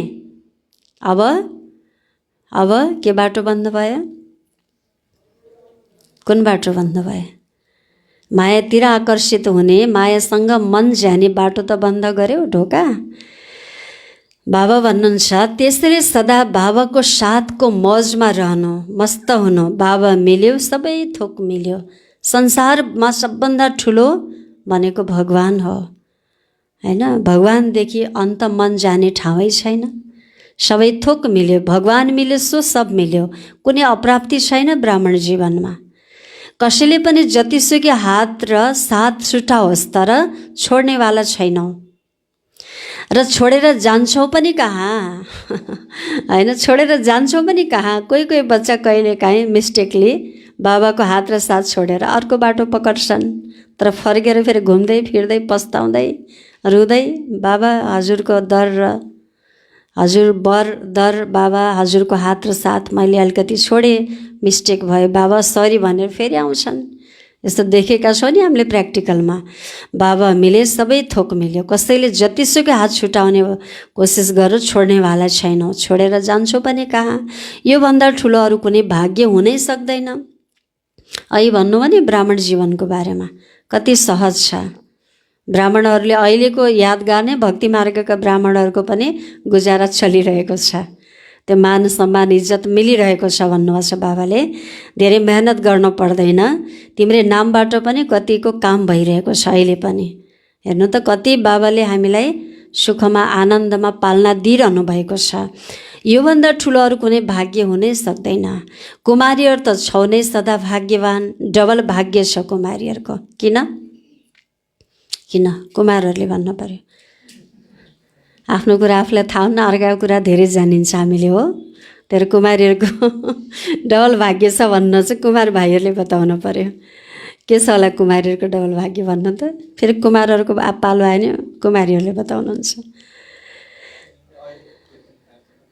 हजुर बुझेन? डबल सेवा गर्छन् कुमारीहरूले। कस्तो सेवा डबल? लौकिक र अलौकिक। बाबा भन्नुहुन्छ डबल भाग्य छ कुमारीहरूको।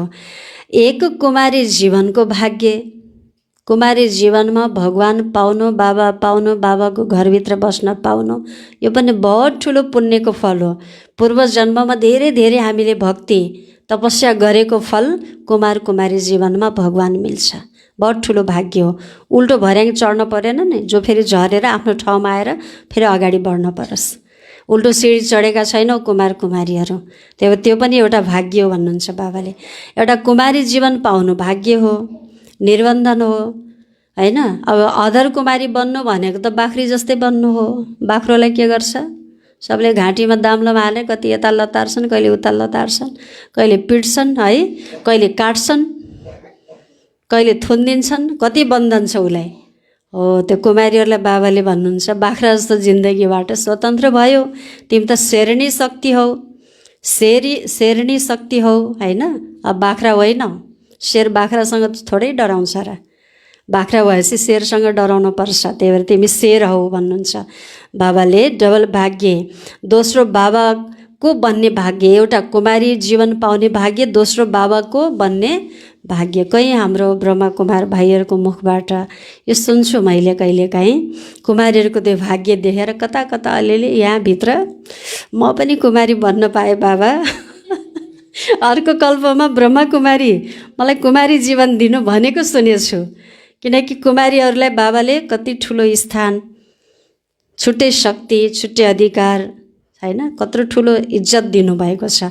त्यो देखेर भाइजीहरूलाई कता कता मनमा डाहा हुन्छ हेर्नु हो। त्यही भएर अर्को जन्म म कुमारी बन्न पाए हुन्थ्यो अरे भनेपछि हामी कुमारीहरूले त्यस्तो उच्च स्थान पाएका छौँ भने हामीले कति गर्व गर्नुपर्छ आफ्नो भाग्यको, आफ्नो प्राप्तिको, बाबाको नजरको कति हामीले इज्जत गर्नुपर्छ। कि त्यो गर्वमा बसेका छौँ हामी, छौँ कि छैनौँ? जो बाबाले उच्च नजरले हेर्नुभएछ, कुमार भाइहरूले जो उच्च नजरले हेर्नुभएछ कुमारीको पोजिसनलाई, स्थानलाई, के त्यो गर्व, त्यो अनुभव छ हामीलाई? छ कि छैन? कि बिर्सिन्छौँ कहिलेकाहीँ? छ, कहिलेकाहीँ भुलिन्छ हैन। अनि साधारण कुमारी ठानिन्छ फेरि आफूलाई, आमा भएर पाल्न दिन पाइन्छ, कति ठुलो भाग्य। भगवानको डाडु पन्ने हातमा छ, भगवानको भण्डाराको, सबैलाई बाँड्न पाइन्छ भनेपछि भाग्य छैन त? त्यही भएर भाइहरूलाई यो गर्न मन लाग्छ कि, त्यही भएर कुमारी जीवन मिले हुन्थ्यो अरे भनेको सुनेको छु मैले। त कुमारी जीवन भएकालाई डबल भाग्य छ, कुमारी जीवन भएकाहरू पुजिन्छन्। जब कुमारी जीवन खतम हुन्छ नि, त भर्खर बोल्न नजान्ने कुमारीलाई पनि लगेर पूजा गर्छन्, हेर्नु, दान दक्षिणा गर्छन्। उसलाई केही जीवनको, कुमारी जीवनको महत्त्वै थाहा छैन भनेपछि कुमारी भनेपछि कति पवित्र र कति पूजनीय छन्। जब कुमारी जीवन खत्तम हुन्छ नि, त्यसपछि सबैको अगाडि झुक्नुपर्छ। लाचारी जीवन, कुमारीबाट लाचारी जीवन सुरु हुन्छ हैन। दुनियाँमा गएपछि सबको अगाडि झुक्नुपर्छ। गृहस्थी जीवन हुन्छ, बोझे बोझको जिन्दगी, बाख्रा जस्तोको जीवन हुन्छ। कुमारी जीवन हो पूज्य जीवन। कुमारीले त पहिलेदेखि पूजा गर्नुहुन्छ, कुमारीको बुवाआमाले खुट्टा ढोक्नुहुन्छ। अब भाइहरूलाई फेरि दाइहरूले बुवाआमाको खुट्टा ढोकेको देखेका छौँ हामीले। भनेपछि भाइभन्दा अझै कुमारीलाई घरमा पनि त स्थान छ हैन। दाइहरूले पनि बहिनीहरूको खुट्टा ढोक्नुहुन्छ हैन, दाइले भाइको खुट्टा ढोक्नुहुन्न नि हैन। भनेपछि कुमारीलाई घरबाट पनि कति इज्जत छ। हो त्यो इज्जत, त्यो सम्मान, त्यो गरिमालाई सधैँ कायम राखिराख भन्नुहुन्छ बाबाले। बाख्रा जस्तो जीवन कुमारी जीवन हो, पूज्य जीवन।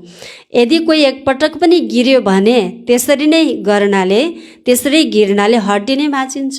एकचोटि हड्डी भाँचिएको भनिन्छ र के 10 चोटि भाँचिन पर्यो र? एकचोटि भाँचिएपछि त भइहाल्यो नि, धमाल भइहाल्यो, कमालको सट्टा।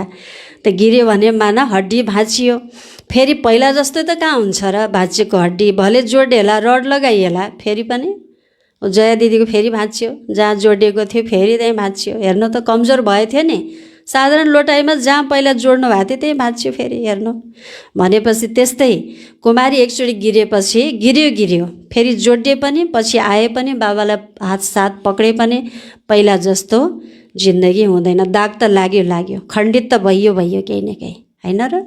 त्यही भएर त्यस्तो कहिले पनि हामी गिर्न हुन्न भनेर कुमारीलाई याद दिलाउँदै हुनुहुन्छ बाबाले। फेरि जतिसुकै प्लास्टर गर, ठिक गर्न खोज, तैपनि हड्डी कमजोर त हुन जान्छ नि, हिँडाइमा त अलिकति फरक भइहाल्छ भाँचिएको खुट्टा भएपछि। त्यसैले समझदार बन, टेस्ट गरेर फेरि समझदार बन्ने होइन। गिरेपछि त गिर्यो हैन।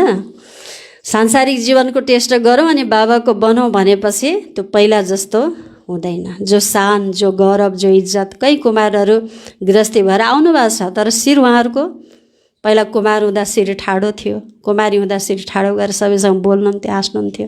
कता कता भित्र बिचरा पीडा लिएर हिँडिरहेको देखिन्छ। शिर त झुकेकै हुन्छ अलिकति होइन र। सदा आफूलाई कल्प कल्पको विजय आत्मा अनुभव गर्छौ। अनेक पटक विजय बन्ने पाठ खेलेका छौ र अहिले पनि त्यही पाठ खेलिरहेका छौ। विजय आत्माले सदा अरूलाई पनि विजय बनाउँछन्। जुन अनेक पटक गरिएको हुन्छ त्यो सदा सहज हुन्छ, मेहनत लाग्दैन। अनेक पटकका विजय आत्माहरू हौ। यो स्मृतिले कुनै पनि परिस्थितिलाई पार गर्न खेल जस्तै लाग्छ, खुसी अनुभव हुन्छ। विजय आत्माहरूलाई विजय अधिकारको रूपमा अनुभव हुन्छ। अधिकार मेहनतले मिल्दैन, स्वतः नै मिल्छ। त्यसैले सदा विजयको खुसीद्वारा, अधिकारद्वारा अगाडि बढ्दै जाऊ, अरूलाई पनि अगाडि बढाउँदै जाऊ। लौकिक परिवारमा रहेर लौकिकलाई अलौकिकमा परिवर्तन गर, किनकि अलौकिक सम्बन्ध सुख दिनेवाला हुन्छ। लौकिक सम्बन्धबाट अल्पकालको सुख मिल्छ, सदाको लागि मिल्दैन। तिमी त सदा सुखी बनेका छौ, दुखीहरूको दुनियाँबाट सुखको संसारमा आएका छौ। यस्तो अनुभव गर्छौ। पहिला रावणको बच्चा थियो, त्यसैले दुःखदायी थियो। अहिले सुखदाताको बच्चा सुख स्वरूप भयो, सुखदेव भयो। पहिलो नम्बर यो अलौकिक ब्राह्मण परिवारको हुन्छ। देवताहरू पनि दोस्रो नम्बरका हुन्। बाबाले के भन्नुभयो? ब्राह्मण एक नम्बरको, दोस्रो नम्बरको बल्ल देवता रे। भनेपछि देवताभन्दा नि अझै महत्त्वपूर्ण ब्राह्मण जीवनको छ। त्यसैले यो अलौकिक जीवन प्यारो छ नि। सदा आफूलाई पदम भाग्यवान अनुभव गर्छौ। सारा कल्पमा यस्तो श्रेष्ठ भाग्य प्राप्त हुन सक्दैन, किनकि भविष्य स्वर्गमा पनि यस समयको पुरुषार्थको प्रारब्धको रूपमा राज्य भाग्य प्राप्त गर्छौ। भविष्य पनि वर्तमानको भाग्यको हिसाबले मिल्छ। महत्त्व यस समयको भाग्यको हुन्छ। बीज यस समयमा रोप्छौ, फल अनेक जन्ममा प्राप्त गर्छौ। त्यसैले महत्त्व त बीजको गनिन्छ नि। बिउ रोप्नुको समय भनेको ब्राह्मण जीवन हो। बिउ रोप्नु महत्त्वपूर्ण कि फल खाने समयलाई महत्त्व दिने? फल रोप्नु समय, बिउ रोप्नुको समय महत्त्वपूर्ण कि फल खानेको समय महत्त्व? बिउ नरोपी त फल खान पाइन्न। तर हिरा जस्तो जीवन बिउ रोप्ने ब्राह्मण जीवन। देवताको जीवन सुनतुल्य जीवन हो। स्वर्णिम संसार भनिन्छ नि, सुनको दुनियाँ। त्यही भएर सेकेन्ड नम्बरको जीवन हो भन्नुहुन्छ बाबाले, देव जीवन। त्यही भएर कति श्रेष्ठ समय, श्रेष्ठ भाग्य छ ब्राह्मणहरूको। ब्राह्मण जीवन पाउनु बहुतै ठुलो श्रेष्ठता हो। त्यसैले यो ध्यानमा राखेर सदा पुरुषार्थमा तीव्र गतिले अगाडि बढ्दै जाऊ। सदा यो समयको पदम भाग्यको स्मृति इमर्सको रूपमा राख र कर्म गर्दा पनि याद रहोस्, होइन। त्यही भएर ब्राह्मण जीवनको एक एक समय बहुतै महत्त्वपूर्ण, हिरा तुल्य छ। एक एक समयलाई व्यर्थमा नगवाऊ। कर्ममा आफ्नो श्रेष्ठ भाग्य नभुल। स्मृति स्वरूप रहनु छ, यसलाई भनिन्छ पदम भाग्यवान। यो स्मृतिको वरदानलाई सदा साथमा राख्यो भने सजिलै अगाडि बढ्दै जान्छौ। म पदम भाग्यशाली आत्मा हुँ, म सदा विजय आत्मा हुँ। बाबाको छत्र छाया मेरो शिरमाथि छ। यो सधैँ यो सम्मानमा आफूलाई राख्यो भने सदा अगाडि बढ्दै जान्छौ, मेहनतबाट पनि छुटकारा मिल्छ। अच्छा, प्रश्न छ, लौकिक सम्बन्धमा बुद्धिले फैसला, यथार्थ फैसला दिइरहोस्, यसको विधि के हो? किनकि गृहस्थी भाइ बहिनीसँग बाबा भेट्दै हुनुहुन्छ नि, त्यही भएर यो प्रश्न त्यस्तै छ। लौकिक सम्बन्धमा बुद्धिले यथार्थ फैसला दिइरहोस्, यसको विधि के हो? होइन, लौकिक कारोबारमा कति निर्णय दिनुपर्छ, कति फैसला गर्नुपर्छ, होइन। त्यो बेलामा सही बुद्धिले सही डिसिजन दिन सकोस्, जज गर्न सकोस्, त्यसको लागि के विधि होला भनेर बाबालाई प्रश्न सोधियो। उत्तर, कहिले पनि लौकिक कुरालाई सोचेर फैसला नगर्नु। कहिले पनि लौकिक कुरालाई सोचेर फैसला नगर्नु। अलौकिक शक्तिशाली स्थितिमा रहेर फैसला गर। अलौकिक ब्राह्मणको स्वरूप र मास्टर सर्वशक्तिमानको सिटमा बसेर हेर, मूल्याङ्कन गर, जाँच बुझेर फैसला गर, बल्ल त्यहाँ सही न्याय हुन्छ। लौकिक सिटमा बसेर फैसला गर्यो भने त लौकिकमा त मोह ममता पनि आउला, मेरो पनि आउला, तेरो पनि आउला, त्यहाँ फेरि सही निर्णय हुँदैन, सही इन्साफ हुँदैन, त्यहाँ फेरि अन्याय हुन जान्छ। तर अलौकिक स्थानमा बसेर सिटमा बसेर फैसला गर। कुनै पनि बितेका कुराहरूलाई स्मृतिमा राख्नाले बुद्धि त्यसतर्फ जान्छ, फेरि पुराना संस्कारहरू पनि प्रकट हुन्छन्, त्यसैले मुस्किल हुन्छ। बिल्कुलै लौकिक वृत्तिलाई भुलेर आत्मा सम्झेर फैसला गर्यो भने यथार्थ फैसला हुन्छ। आत्मा भएस त मेरो तेरोको भानै छैन, सबै मेरा हुन्। मेरो छोरा मेरो छोरी भन्न मिल्दैन। आत्मा भानमा सबै मेरा हुन्छन्, सबै मेरा सबै हुन्छन्, तेरा त हुँदैन। त्यो भानमा रहेर निर्णय गर, फैसला सही हुन्छ भन्नुहुन्छ बाबाले। बिल्कुलै लौकिक वृत्तिलाई भुलेर आत्मा सम्झेर फैसला गर्यो भने यथार्थ फैसला हुन्छ, त्यसैलाई भनिन्छ विकर्माजितको तखत। अलौकिक आत्मिक स्थिति नै विकर्माजित स्थितिको तखत हो। यो तखतमा बसेर फैसला गर्यो भने यथार्थ हुन्छ। न्यायाधीश तल बसेर फैसला गर्न मिल्दैन। न्यायाधीशको कुर्सीमा गएपछि उहाँलाई पनि टचिङ हुन्छ, सही ठिक बेठिक कुरा उहाँहरूलाई पनि त्यो पावर आउँछ कि डिसिसन पावर। त्यो हाम्रो पनि कुन सिट छ? म पनि विकर्माजितको सिटमा बसौँ, म सर्वशक्तिवानको सिटमा बसौँ, म ब्राह्मण आत्मा होइन, न्यारा प्यारा साक्षी दृष्टाको सिटमा बसेर फैसला गर, तब नै सही यथार्थ फैसला हुन्छ भन्नुभयो बाबाले। यो विधि लौकिकमा बस्ने बच्चाहरूको लागि बाबाले बताउनु भयो। आजको वरदान छ, बाबाले वरदान दिनुभएको छ, साथी र साक्षीपनको स्मृतिद्वारा। साथी र साक्षीपनको स्मृतिद्वारा सबै बन्धनहरूबाट मुक्त हुने, सबै बन्धनहरूबाट मुक्त हुने सर्वशक्ति सम्पन्न भव। साथी र साक्षीपनको स्मृतिद्वारा सबै बन्धनहरूबाट मुक्त हुने सर्वशक्ति सम्पन्न भव। स्पष्टीकरण, सर्वशक्तिहरूबाट सम्पन्न बनेर अधीनताबाट पर हुनको लागि दुई शब्द याद रहोस्, एउटा साक्षी, अर्को साथी होइन। अधीनताबाट मुक्त हुनलाई दुईटा शब्द याद राख, एउटा साथी, अर्को साक्षी। यसबाट बन्धन मुक्त अवस्था चाँडै बन्छ। सर्वशक्तिवान बाबाको साथ छ भने सर्वशक्तिहरू स्वतः प्राप्त हुन्छन् र साक्षी बनेर चल्नाले कुनै पनि बन्धनमा फस्ने छैनौँ। साक्षी दृष्टाले हामीलाई निर्बन्धन बनाउँछ होइन, निर्बन्धन स्थिति बनाउँछ। तर बाबालाई साथी राख्यो भने सर्वशक्ति आउँछ। साक्षीपन भएर चल्नाले हामी निर्बन्धन बन्धनमुक्त बन्छौँ। निमित्त मात्र यस शरीरमा रहेर कर्तव्य गर्ने साक्षी हुने, यसको विशेष अभ्यास बढाऊ।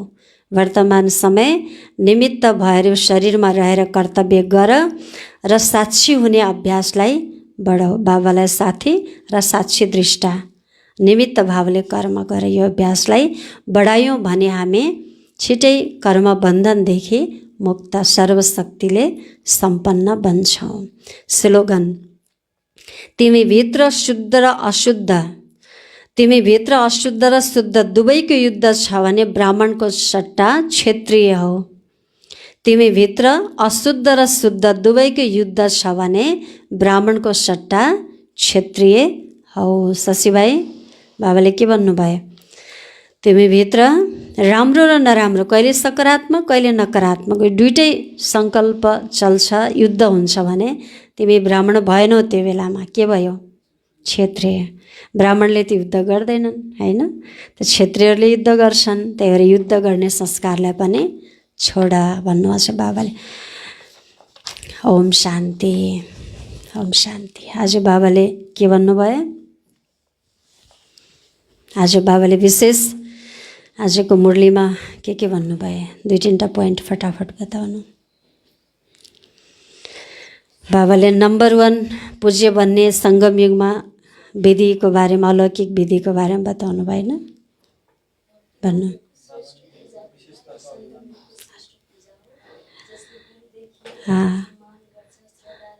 हो, सङ्गमयुगको पूजा सर्वश्रेष्ठ, भक्तिको भन्दा सर्वश्रेष्ठ पूजा हो। जसले दिलदेखि सम्मान शुभ भावना राख्छ भने त्यही नै हो पूजा गर्नु। अहिले सङ्गमयुगको अरू दिलीप भाइ बताउँदै हुनुहुन्थ्यो। बाबाले दिएको विशेषता हो, जति प्रयोग गर होइन, तर अभिमान नराख अनि बल्ल फल र क्रममा फल्छ। अभिमान राख्यो भने फललाई चराले खाइदिन्छ। मायारूपी चराले मैपन आएपछि चरा आइहाल्यो भन्नुभयो बाबाले होइन। अरू पुरुषार्थी स्वरूप महत्त्वपूर्ण, ब्राह्मण स्वरूप। देवता त सेकेन्ड नम्बरमा भन्नुभयो, फर्स्ट के रहेछ ब्राह्मण स्वरूप। यो ब्राह्मण जीवनको महत्त्वलाई कहिले पनि नभुला भन्नुभएको छ बाबाले। अरू केही छ कसैलाई भन्न मन छ? हजुर भन्नु मन्जु बहिनी।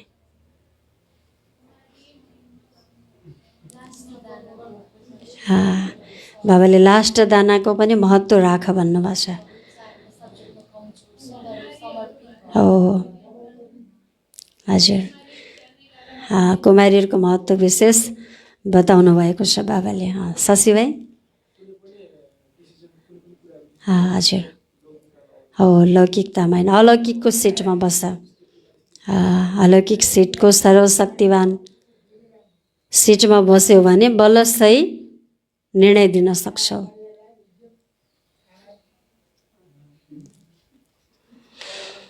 हजुर कुमारीहरूको डबल रोल छ भन्नुहुन्छ बाबाले, डबल भाग्य। के भाग्य? हजुर, ल अधर कुमारले भाग्य कुमारीहरूको कति महत्त्व भएर बुझ्नु भएको रहेछ हेर्नु, कुमारी जीवनको महत्त्व। हजुर, एउटा कुमारी बन्नु त्यो भाग्य, दोस्रो बाबा पाउनु, बाबा वर, बाबाको घर र शिव बाबा वर, भगवानको दर पाउनु कुमारीको लागि पद्मा पदम भाग्य। यो दर वर घर कहिले छोड्न हुँदैन, कहिले सङ्कल्पले पनि छोड्न हुन्न। छोड्यो भने फेरि बाख्री जस्तो भन्छौ भन्नुभएको छ। बाख्राको उदाहरण दिनुभएको छ बाबाले होइन। बिचरा त्यो बाख्राको के अस्तित्व, के जिन्दगी छ त है। अर्काको बन्धनमा जता डोर्याए त्यतै डोरिनुपर्छ, बन्धन हुन्छ फेरि। त्यही भएर हार खायो भने सधैँ हार खायो। एकचोटि गिरेपछि टुट्यो। पहिला जस्तो जोड्नै सकिन्न। फुटेको सिसा जोड्न त जोडेला, पहिला जस्तो बलियो मजबुत त हुन्न नि। त्यस्तै गिरेपछि दुनियाँको सांसारिक जिन्दगी चाख्न गएछ त फेरि डुब्यो। कोही त डुबिरहन्छन्, त्यही गिर्छन् नालामा, कोही फेरि डुबेर पनि उत्रेर आउँछन्। तर पहिला जस्तो हुँदैन स्थिति अवस्था होइन। केही न केही चोट पीडा भइरहन्छ मनमा। तर कहिले पनि त्यस्तो दुनियाँमा जाने कुमार कुमारीलाई सङ्कल्प आउनै हुँदैन। ओम शान्ति।